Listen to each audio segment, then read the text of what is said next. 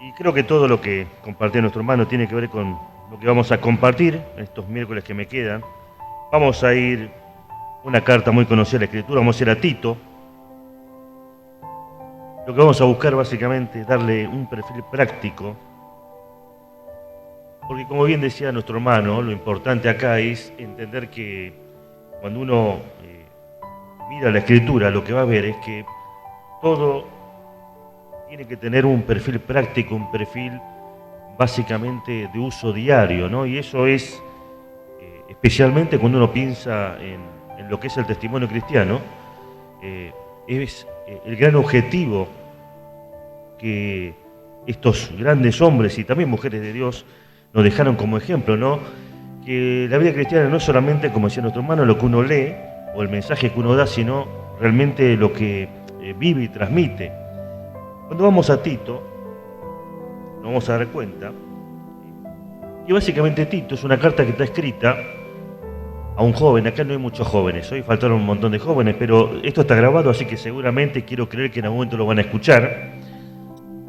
Bueno, vamos a ir a Tito, decíamos. Y Tito, escrito justamente por el apóstol Pablo, va a escribir a un hombre de Dios, un hombre joven. No sabemos la edad que tenía Tito, la idea es que era una persona de edad mediana, pero que iba a tener un trabajo difícil, porque el apóstol Pablo le va a encomendar un trabajo que tenía que ver con, y lo vamos a leer ahora, con empezar a marcar a pautas que la congregación tenía que seguir, ¿no? ¿Y qué es eso de esas pautas que tenía que seguir? Mire, hermano, la iglesia es imperfecta. Todos tenemos que entender que fuimos rescatados por la sangre de Cristo. Por lo tanto, tenemos nuestras cosas que traemos de nuestro pasado, sobre las que Dios está trabajando en la medida que nosotros le vamos dejando, pero Tito va a escribir a una congregación que tenía como principal característica, lamentablemente, el ser, vamos a decirlo así, el embudo de todas las cosas malas de la sociedad, ¿no? Tenían todos los vicios habidos y por haber, y tenían todos los problemas propios de una sociedad que no tiene en cuenta a Dios. Pero en el caso de los que vamos a leer ahora, le va a decir el apóstol Pablo: mirad, pero tened especial cuidado, porque estos, aunque han conocido a Cristo, lamentablemente han venido de una vida tan difícil y Dios tiene que trabajar tanto en sus vidas que vas a tener que ayudarlos, ¿no? ¿Y cómo se ayuda a gente que viene de una vida tan difícil, ¿no? Como la que hoy conocemos nosotros, ¿no? Hoy tenemos que decir que, lamentablemente, esto que vamos a leer nosotros ahora, es algo que ya no es algo de ciertos lugares, sino que se habló universal. No hay lugar en el mundo donde todos los pecados se hayan vuelto carne de la sociedad, ¿no es cierto? Hoy somos uno, lamentablemente, con todos los vicios habidos y por haber, y ¿saben qué, hermano? Pasa el tiempo y vamos agregando cosas nuevas, ¿no? Vicios no solamente que tienen que ver con cosas del pasado, como hemos hecho, sino también con cosas del presente. Por ejemplo, todo lo que tiene que ver con Internet, con las nuevas tecnologías. Bueno, el ser humano en su corrupción espiritual encontró la manera de también pervertir eso, ¿no? Y vamos a leer algunos versículos. Dice Pablo, siervo de Dios y apóstol de Jesucristo, conforme a la fe de los escogidos de Dios y el conocimiento que según la piedad, ¿no? Y acá va a usar la palabra piedad porque esta palabra es importante puesta en este contexto, porque muchas veces hablamos de piedad. Básicamente, ¿qué es piedad? Es vivir una vida de santidad, hermanos. Si tuvimos que hacer una traducción literal, es eso. Una vida de piedad es una vida de santidad. Por lo tanto, lo que dice acá es que todo lo que hemos sido escogidos en Dios, ¿no es cierto?, y en el conocimiento de la verdad, fuimos llamados a vivir una vida de santidad. Y agrega también en la esperanza de la vida eterna, la cual Dios, que no miente, prometió desde antes del principio de los siglos, y a su debido tiempo manifestó por medio de la predicación que me fue encomendada por mandato de nuestro Salvador. Y acá nos va a decir el destinatario: a Tito, verdadero hijo en la común fe, gracia, misericordia y paz de Dios y del Señor Jesucristo nuestro Salvador. Y el verso 5 va a ser justamente el gran encabezado de nuestro mensaje en esta noche, y es lo que le va a encomendar básicamente el apóstol Pablo a Tito. Dice: por esta causa te dejé en Creta. ¿Para qué? Para que corrija lo deficiente. Miren, hermanos, el gran tema de de toda la carta de Tito, a un hombre de Dios joven que tenía que enfrentar una realidad difícil en su sociedad, es: tenés que corregir lo deficiente. Y hermano, en la iglesia del Señor hay muchas cosas que son deficientes. Hay muchas cosas, decíamos, que son deficientes. ¿Y qué quiere decir esto? Quiere decir básicamente que el apóstol lo que le va a decir a Tito: mira, Tito, ten en cuenta estas cosas. Y dentro del orden de las cosas que había que corregir, le va a decir: mira, Tito, acá vamos a cambiar el eje. ¿Qué es lo que vamos a cambiar acá básicamente? No la escritura, sino el orden. ¿Sí? Saben, hermano, tenemos en este tiempo, en esta sociedad cristiana, en la que vivimos nosotros, que tenemos el conocimiento de la palabra de Dios, un problema. Y es que generalmente cuando viene un hermano a tomar la palabra, es como que ya sabemos todo lo que va a decir. ¿No es cierto? ¿No les pasa que dicen: ya sé lo que va a decir? Ya sé, ya me imagino, ya... A ver, lo escuché tantas veces que no creo que me diga algo nuevo, ¿no? ¿Estamos de acuerdo que es así? Entonces el apóstol va a decir: vamos a cambiar esto, vamos a hacerlo diferente. No vamos a pensar en lo que ellos saben, vamos a pensar en lo que viven. Y ahí vamos a cambiar también nosotros el eje. Por eso quizás acá no haya muchos jóvenes ahora, pero tenemos que entender que esto que vamos a leer tiene un perfil práctico para los jóvenes, sí, para los mayores, pero sobre todo para una congregación que busca alcanzar ese nivel espiritual que Dios quiere en un tiempo y una sociedad tan difícil como la nuestra. Dice: correja lo deficiente, verso 5, y establecéis anciano en cada ciudad, así como yo te mandé. ¿Por qué va a empezar con el tema de los ancianos? Porque mira, hermano, cuando uno quiere poner orden en la iglesia, pero también en la vida práctica, se empieza por la cabeza. ¿Estamos de acuerdo con esto? Ancianos, jefe de familia, y vamos a usar un ejemplo que nosotros vamos a entender acá: encargado de ministerios, jefes de hogar, ¿no es cierto? La idea, ¿cuál es? Todo va a arrancar por cómo están los que están arriba y en alguna autoridad. Y para estar en autoridad, si bien acá empieza hablando de los ancianos, por extensión se aplica a todo aquel que tiene responsabilidad en la obra de Dios. ¿Y esto qué significa, hermanos? Que lo deficiente muchas veces arranca por lo de arriba. Y hay hermanos acá en la fe que pueden dar testimonio de esto, que generalmente los problemas en las iglesias, ¿dónde arrancan? Arriba. Y en el hogar, ¿dónde arranca? Papá y mamá. Y entre los hermanos mayores. Y así podríamos ir yendo, ¿no?, en los ministerios y decir que el apóstol Pablo decía: vamos a cambiar el eje, pero vamos a mirar los que tienen responsabilidad. Por eso no dice en la Escritura, a diferencia de 1 Timoteo, acá hace una diferenciación el apóstol con Tito y le dice: mira, Tito, no le digas qué es lo que tienen que ser, fíjate cómo son. Lo que le dice a Tito: mira, Tito, mira esto. Vamos a leerlo. Dice, verso 6, el que fuere. ¿Por qué dice Tito, el apóstol Pablo a Tito esto? Dice: vos fíjate cómo es su vida. Acá el apóstol le va a decir, y esto es un desafío, hermanos, para todos los que estamos en la responsabilidad. Está diciendo: mira, no te fijes en lo que dice, no te fijes siquiera en su conducta en el local, fíjate en lo que es en su vida personal y práctica. Dice: el que fuere. Y ahí empieza: irreprensible. Y acá vamos a ver una serie de requisitos que podríamos decir se aplica a los varones. Sí, pero por extensión también se pueden aplicar a las hermanas. Y ahora vamos a explicar por qué. Porque lo que estamos viendo acá es una característica que deberíamos tener todos. No solamente los hombres, ¿no es cierto? No solamente los pastores. Todos deberíamos ser irreprensibles.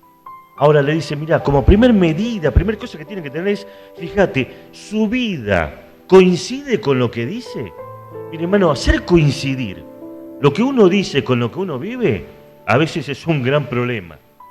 ¿Y Tito qué le va a decir? Mira, Tito, deja de escuchar lo que dice. Ahí, como decía el otro hermano recién, vamos a olvidarnos de lo que él predica. Puede predicar muy lindo. Mire, hermano, no hace falta que lo diga. ¿Cuántos hermanos conocemos que toman la palabra tan bien que quedamos, muchas veces queremos escucharlo mucho más, pero cuando nos ponemos a ver su vida, ¿qué decimos? Dejarlo que se quede en la plataforma, porque cuando baja es un desastre. Mire, hermano, lamentablemente es una realidad esto. ¿O cuántas hermanas vemos que encarada de reunión de señora, ojalá que no pase esto acá, a ver si... ¿Cuánta hermana encarada o tomando la palabra de reunión de señora y en su casa es un desastre, trata mal los hijos, se porta mal con el marido? ¿Cuántas veces vemos esto, no? Y esto, hermano, como estamos diciendo, el mundo lo ve. Por eso, ¿qué está diciendo básicamente acá el apóstol Pablo a Timoteo? Fíjate, ¿coincide su vida con lo que quiere enseñar o decir? Dice además, ¿no? Además de irreprensible, que no tenga algo que los hermanos puedan echarle en cara en su vida. Cuando dice marido de una sola mujer, básicamente está hablando, ¿tiene en orden su vida matrimonial? ¿Se aplica a los varones? Sí, pero también a las mujeres. ¿Tiene en orden su vida? Saben, hermanos, nuestra vida es testimonio para los de afuera. Y esto es tan importante, hermanos, que aún los solteros, los que son solteros, lo tienen que tener en cuenta. Saben, el testimonio lo dice todo. Acá en Buenos Aires ya no se nota tanto, pero cuando uno se va más al interior del país, la gente no está mirando lo que vos decís, está mirando cómo vivís. Antes era mucho más así, ¿no? Cuando estas paredes empezaron a ser construidas, tu vida decía mucho más que las paredes, ¿no? ¿Qué quiere decir esto? Que la gente antiguamente, y hoy ya no tanto, pero debería seguir siendo así, se fijaba a ver cómo llevabas vos todo lo que vos decías que llevabas en tu vida. Por ejemplo, si trabajabas, ¿cómo eras en tu trabajo? Y con respecto al matrimonio, y esto lo voy a decir acá, y seguramente en algún momento nuestro hermano en una reunión de jóvenes lo explicará extensamente, ¿no? Con respecto a los jóvenes, ¿qué se buscaba? Miren, yo les cuento mi experiencia, y seguramente los hermanos mayores se acordarán, los más grandes. ¿A los cuántos años se dejaba presidir a los hermanos en las reuniones? A los 30. Uno dice, ¿pero por qué a los 30? O sea, no específicamente a los 30 así de calendario, ¿no? Si no saben cuándo, hermano, cuando había demostrado con su vida que tenía una vida ordenada. Entonces, ¿qué pasaba? Decía, no, el púlpito es la vidriera, muchísimas gracias, el púlpito es la vidriera de la iglesia. Por lo tanto, una persona que no anda ordenadamente no puede tomar ni siquiera la plataforma. Entonces, ¿qué se decía? Bueno, ha demostrado con su vida que está para tomar una responsabilidad. Y estamos hablando de la plataforma, ¿no es cierto? Pero ese ejemplo vale. ¿Saben por qué vale, hermano? Porque lo que estamos nosotros hoy, viendo hoy en día es la degradación de esos valores. La degradación de esos valores. Le va a decir, mira, que sea irreprensible, que básicamente la idea es la siguiente, ¿no? Que tenga en orden su vida sentimental, que no tenga en su vida nada que sea de mal testimonio para los de afuera. Y esto, hermanos, es importante porque la gente mira de afuera. ¿Qué quiero decir con esto? No hay peor cosa que querer aconsejar a un joven cuando mi vida es un desastre. Yo sé que lo que digo suena feo, pero es así, ¿no es cierto? ¿Y qué le está diciendo Tito? Mirá, Tito, fíjate que esto empieza a cambiar. Porque los hermanos se habían acostumbrado a vivir cada uno como quería, como le parecía, pero su discurso no coincidía con la vida. Y en una sociedad, hermano, como la nuestra vida tiene que tener otro peso. Se ha casado, lleva bien su matrimonio, cría bien sus hijos. Cuando dice acá mañana sola mujer, implica muchas cosas, como dije. Y esto es un tema seguramente para los jóvenes, ¿no es cierto? Para entender la importancia de tener un testimonio limpio delante de Dios. Porque, hermanos, eso es todo en el ministerio. Eso es todo. Dice además el texto, y vamos avanzando porque ya casi estoy sobre el momento. Dice que tenga hijos creyentes. Básicamente está hablando de una persona que ha vivido y ha criado a sus hijos en el Señor, que no estén acusados de disolución ni rebeldía. O sea, que hayan tomado como ejemplo la vida de papá y mamá para decir, yo vivo como ellos. ¿Sí? Una vida de testimonio. Dice además, porque es necesario que el obispo sea irreprensible como administrador de Dios. Miren, hermanos, acá está hablando del anciano, pero por extensión se aplica a todo lo que tenemos alguna responsabilidad, hombre o mujer. ¿Qué somos nosotros para ser administradores de los misterios de Dios? Todos somos administradores. Todos vamos a rendir cuenta un día. El texto lo que está enseñando básicamente es que en el lugar que Dios te puso estás administrando lo que Dios te dio. En la música, ¿qué estás administrando? Una capacidad que Dios te dio para servirle. En el mantenimiento, en un servicio práctico, hermano, estás administrando lo que Dios te dio. Y si tenés algún otro don, pastor, maestro, enseñador, el que sea, estás administrando lo que recibiste de Dios primero. Por lo tanto, dice el texto, mira esto, Tito, que los hermanos empiecen a entender, están administrando lo que Dios le dio. No están acá para hablar de sí mismo, ni de sus pensamientos, ni de sus ideas. Tienen que administrar, o sea, tienen que lo que reciben de Dios, darlo fielmente a los demás. Dice además el texto, y miren qué problema acá, ¿no? Porque vamos a meternos en cosas que no debería estar en la vida de ningún cristiano. Dice, no soberbio, no iracundo, no dado al vino, no pendenciero, no codicioso de ganancias deshonestas. Y fíjense que todo lo que estamos diciendo acá, todo lo que Pablo le va a decir a Tito, son características que no solamente tienen que tener los pastores, pero que muchas veces tenemos nosotros como malas conductas en nuestra vida. ¿Qué está diciendo el apóstol? Fíjate que esto cambie en la vida de los creyentes. ¿Saben? Va a apuntar el apóstol Pablo a los ancianos, o sea, a los pastores. ¿Saben por qué? Porque supuestamente ellos han adquirido por su vida cada una de estas características. ¿Por qué dije al principio que es necesario que estuviesen los jóvenes escuchando esto? Porque, hermanos, el anciano es el resultado de una vida donde ha ido controlando cada una de estas cosas. Por lo tanto, cuando llega a ese lugar de autoridad, es porque ha ido pasando cada una de estas pruebas. Dice el texto, ¿no? Como cosas que deberíamos tener, dice, por ejemplo, no soberbio. Claro, la soberbia, lamentablemente, es una característica que nos cuesta sacar de nuestra vida, ¿no? Nos cuesta reconocer que muchas veces tenemos actitudes en donde el yo tiene el primer lugar y el control de la vida. Pero también habla de no iracundo, o sea, que no se enoje fácil. Creo que este es un defecto que, lamentablemente, la sociedad moderna ha hecho que sea parte también a veces de la vida de los creyentes. Recién decía, él pasó la moto, ¿no?, por al lado. ¿Qué es lo primero que te da ganas de hacer? Bajarle y dar una paliza, ¿no es cierto? Lo primero, es decir. O digo a lo que son a la mamá, ¿no es cierto? Cuando tu hija te dice una cosa, te contestó mal, ¿cuál es la primera reacción? Sopapos, ¿no? ¿Está bien? Lo primero, lo normal, porque es lo primero que se nos pasa por la cabeza. Y cuando mamá dice algo que no tiene razón, ¿cuál es nuestro primer pensamiento? Ignorarla o decirle, ¿qué me importa lo que dijiste, no?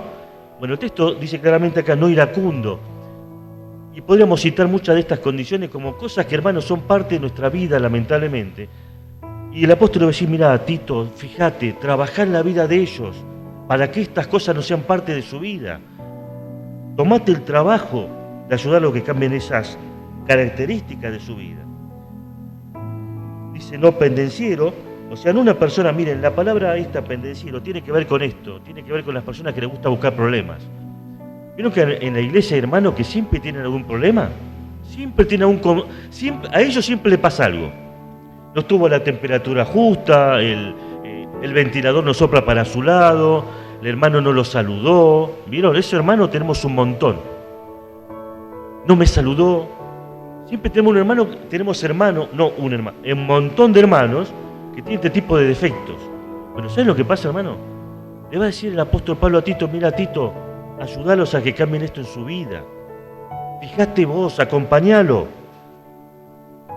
Dice además, no codicioso de ganancias deshonestas. O sea, bueno, esto no es difícil de explicar, ¿no es cierto? Una persona que ama el dinero sobre todas las cosas, una persona estafadora. Dice además, y esto es importante, retenedor de la palabra fiel tal como ha sido enseñada, para que también pueda soltar con sana enseñanza y convencer a los que contradicen. Y otra vez, si bien esto se aplica a los ancianos de la iglesia, todos deberíamos conocer la palabra. ¿O hay alguno en la iglesia que no debería conocer la palabra? Todos deberíamos conocer la palabra. Y ahí viene la otra parte, y todos deberíamos ser retenedores de la palabra. O sea, miren, hermanos, ¿cuántas reuniones podemos tener por año? Un montón. Y a lo largo de los años, ¿cuántas reuniones tuvimos? Un montón. Y a veces, le voy a contar una experiencia que me marcó, ¿no?, en estos días. Resulta que iba a dar un estudio sobre Nahum en una congregación, y es una congregación que tiene muchos años, ¿no? Y en la primera fila casi siempre se sientan los hermanos mayores. ¿Saben? Más de la mitad de la iglesia no había leído nunca Nahum. Pero vos me estás hablando de una congregación supuestamente que por los años, aunque es una vez tiene que haber escuchado un mensaje de Nahum, no. Y yo me pregunto, hermano, ¿Cómo podemos transmitir lo que no hemos recibido?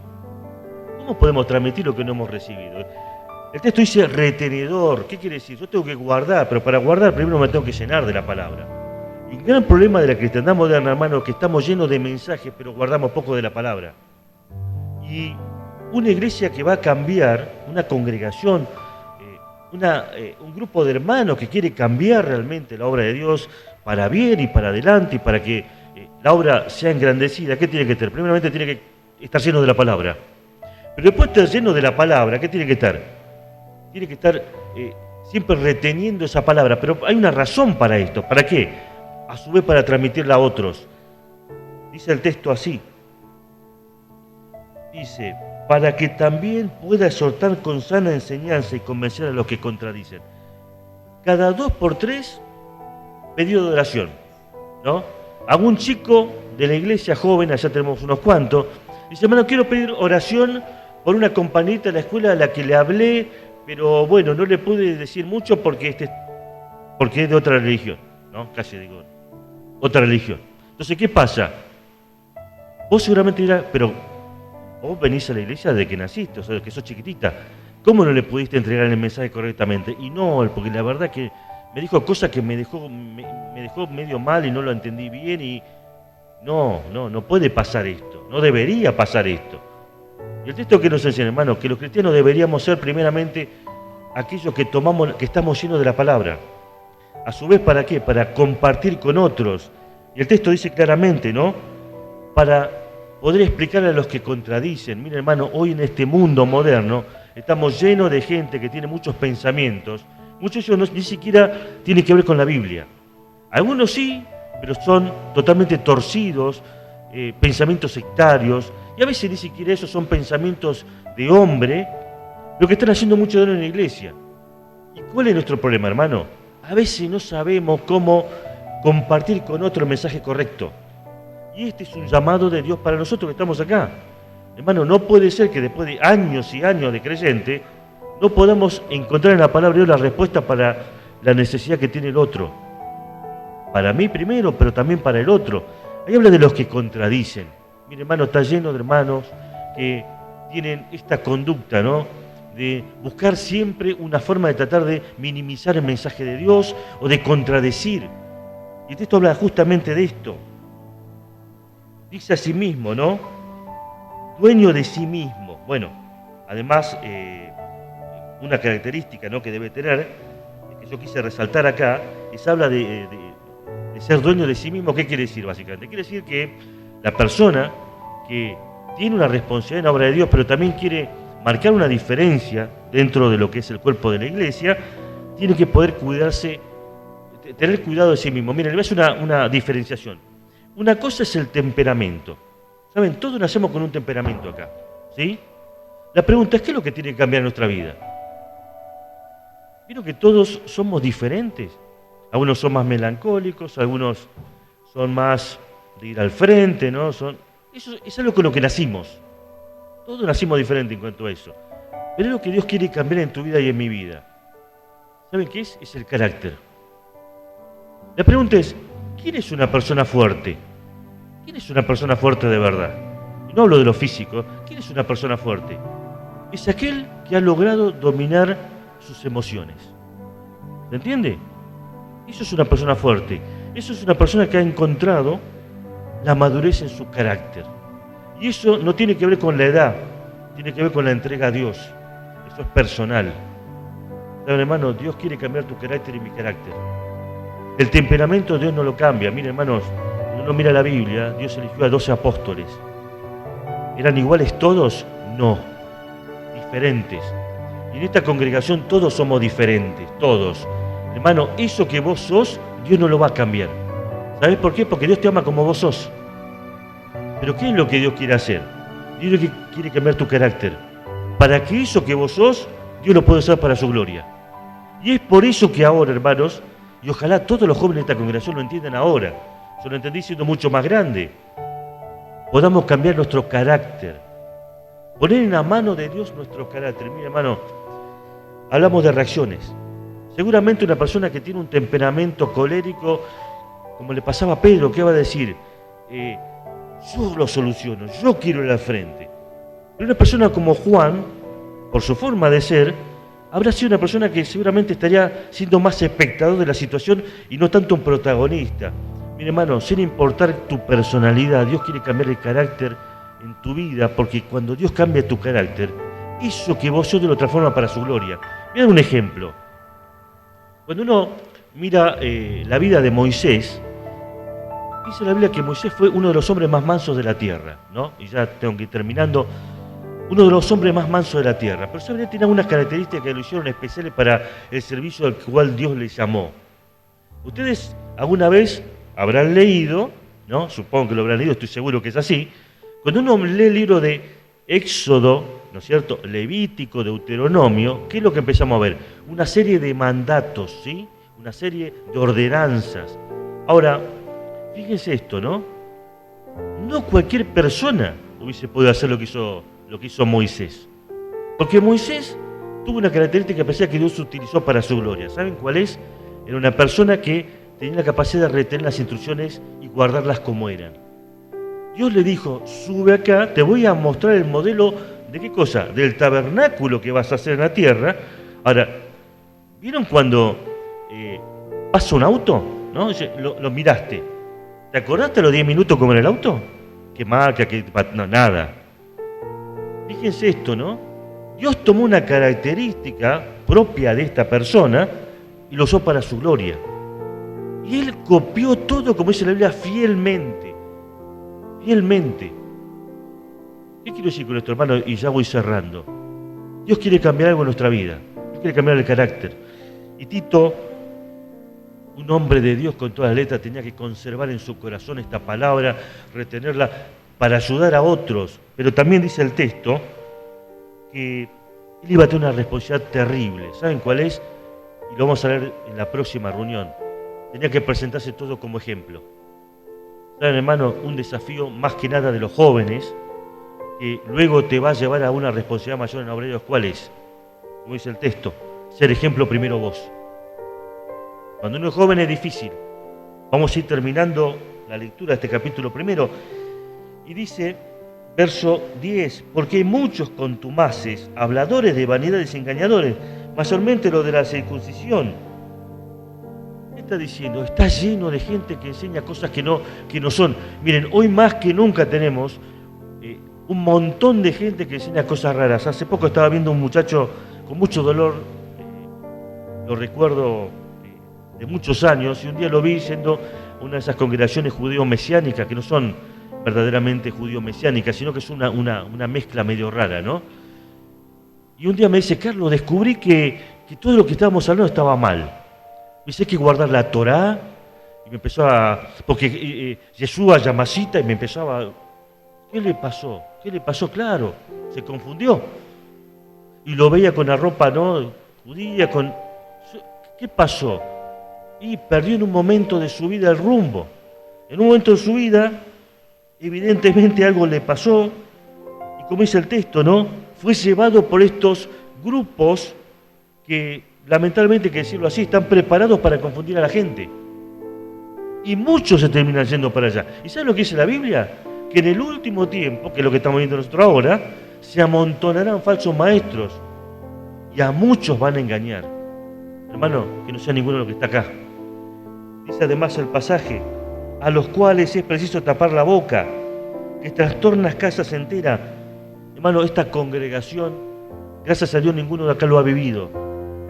Esta congregación sufrió ese problema. En algún momento de la historia de este local hubo una división grande. Y eso, ¿qué tenía que ver con lo que estamos hablando acá justamente, ¿no? Con este espíritu que justamente busca trastornar, como dice la palabra de Dios, casas enteras. Y este es un tiempo nuevo. Y hablo a los mayores, pero también básicamente a los jóvenes. Chicos más jóvenes, entiendan hoy que ustedes tienen que ser lo que retienen la palabra. Y que tienen que expresarla a otros. Y que, como dice el texto, tienen que estar preparados para tapar la boca de personas que lamentablemente buscan confundir. Dice además, los cuales es preciso tapar la boca, trastornando casas enteras, enseñando por ganancia deshonesta lo que no conviene. Generalmente lo que enseñan esto son personas que buscan ganar una ganancia monetaria. Si ustedes se fijan, casi todo busca una ganancia monetaria. Y es triste cuando, como dice la Escritura, terminan siendo no solamente confundidos, sino terminan siendo mercadería de este tipo de pensamiento, de este tipo de grupos, ¿no? Dice además el texto, uno de los cuales, dice verso 12, uno de los cuales, su profeta, dijo, los cretenses, el lugar donde iba a trabajar Tito, pero acá vamos a sacarle cretencia, vamos a poner la ciudad donde estamos, ¿no? Siempre mentirosos, malas bestias, glotones, ociosos. Este testimonio es verdadero. Por tanto, repréndelos duramente para que sean sanos en la fe. ¿Qué le está diciendo? Sí, mentiroso. Imagínate todos los pecados habidos y por haber. Bueno, esto es lo que hoy conforma nuestra sociedad. Yo les pregunto, ¿no es lo que estamos viviendo hoy en día? Lamentablemente sí. ¿Qué le dice el apóstol Pablo a Tito? Mira, Tito, no lo dejé pasar ninguna. Qué responsabilidad, ¿no?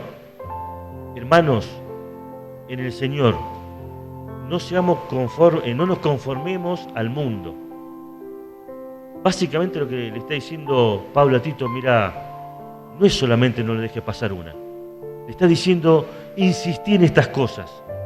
Hermanos, ayudémonos en nuestras cosas, en nuestras debilidades, en nuestros defectos. Ayudémonos a crecer unos a otros.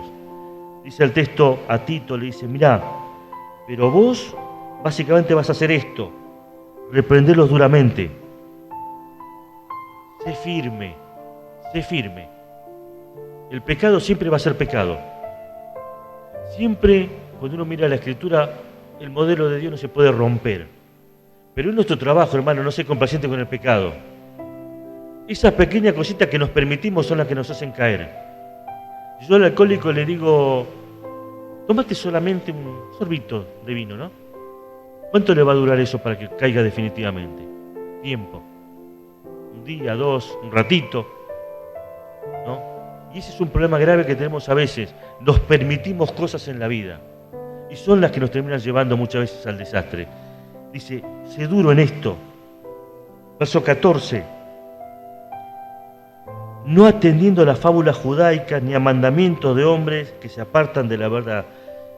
Si bien está hablando del pensamiento y de las filosofías, ¿no?, judías que estaban muy de moda en aquel tiempo, y las filosofías que tenían que ver con todo el mundo griego, una aplicación para nuestro momento, hermanos, hay autores, y es muy bueno leer libros, ¿no es cierto? Muy bueno leer libros. Pero, hermano, los libros no son la palabra.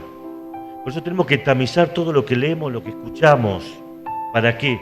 Para que no se confunda nuestra mente. Hay libros que son buenísimos, ¿eh?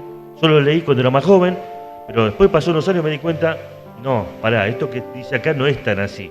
O escuché hermanos que cuando yo era más joven decían, che, la verdad qué bien lo que dice. Pero después con unos años me di cuenta, cuando lo comparé con la Escritura, que no era tan así. Hermano, no nos dejemos llevar por pensamientos que muchas veces creemos nosotros, porque suenan lindos, que son buenos, pero poco tienen de la Escritura.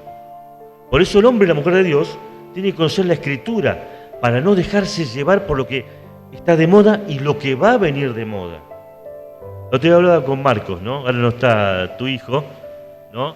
Y decíamos, cuando yo era chico, estaba prohibido en la iglesia tocar cualquier instrumento. ¿Cuál era el único instrumento que se permitía? El órgano, ¿se acuerdan? Cuando dijeron se va a permitir la guitarra, hubo iglesias que hasta casi se dividieron, ¿no? No hablar de la batería, no hablar... Bueno, hermano, hay veces que nosotros mezclamos pensamientos o cosas con doctrina. Bueno, eso no era doctrina. Pero hay algo que sí es importante. ¿Saben? El Señor nos mandó a guardar las sanas costumbres, ¿no es cierto? Costumbres que nos van a edificar. Cada congregación tiene su propia forma, su propio modelo, pero es lo que nunca pasa de moda ni pasa por alto. ¿Saben qué es, hermano?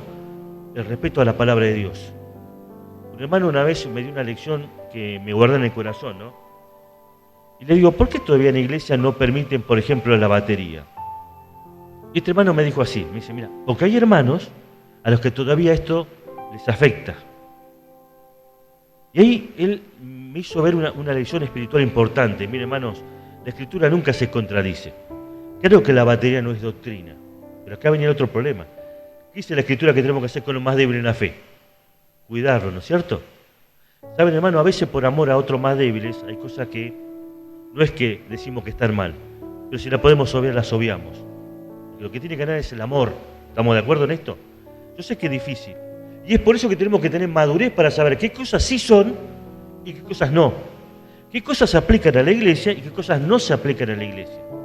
Hay cosas que se pueden aplicar en otros lugares, pero aquí no. Entonces, hermano, que el Señor le dé luz en eso.